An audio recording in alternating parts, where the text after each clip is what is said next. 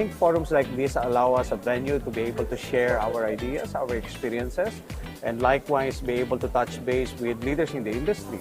And also people who are involved in the industry, like regulatory teams, other companies, and also suppliers who are also participating. So it's a great forum for us to be able to share what we're doing, some of the innovations that are available out in the marketplace, and more importantly, the sharing of experiences on how we execute projects. So for today, it's really about sharing what we're doing in terms of MTerra Solar, the largest solar plant and battery project in the world. So I'm very pleased to be able to share that in this forum. And to show off the people behind the project. Correct. I really appreciate what you did back there. Na you introduced the team, diba? Yes. Putting the face to the names, diba? Yes. Because many times over, we only hear people or the leaders in terms of and appreciate them. I think the people on the ground, the women and the men who make things happen, who toil and are under the sun or braving the rain, are the ones who are the heroes every day for me. And I think it's important that we recognize their contribution overall as well, because projects can only be implemented through people. Sir, so speaking of MTerra Solar, first, congratulations on the project.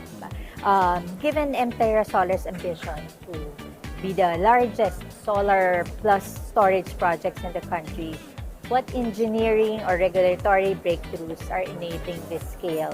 And how is this replicable? How this model is replicable for the rest of the country? Yeah, I think a couple of things that regulatory-wise is really helping us.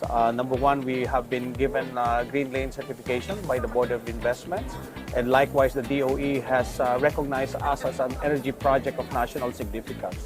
What that means is that on the side of permitting, on the side of making sure things happen when we execute the project, we're given support by the national and local governments in terms of those.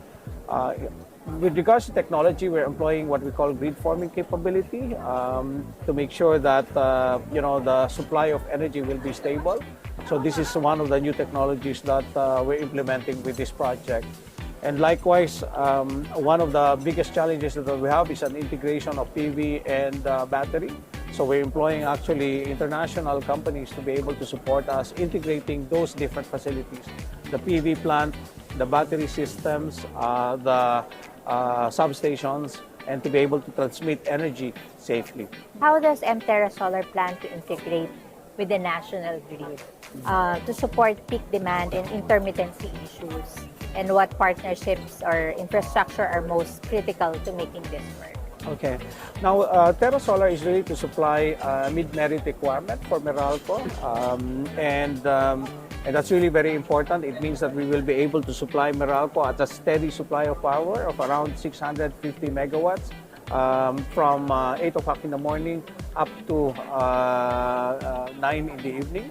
And we will be able to supply this to the grid through a substation that we're also building. There are actually 2 substations that we're building and 1 main substation that will connect us into the NGCP grid. So that is one of the things that we're actually doing to make sure that we supply and connect to the grid. We'll be connecting on the Nagsaag and San Jose line, and NGCP is certainly an important part in terms of making things happen for us. But we're getting a lot of support with NGCP. We're getting a support from ERC as well on this arrangement. Thank you very much, Mayie, maraming sir. salamat. Thank you. Thank you.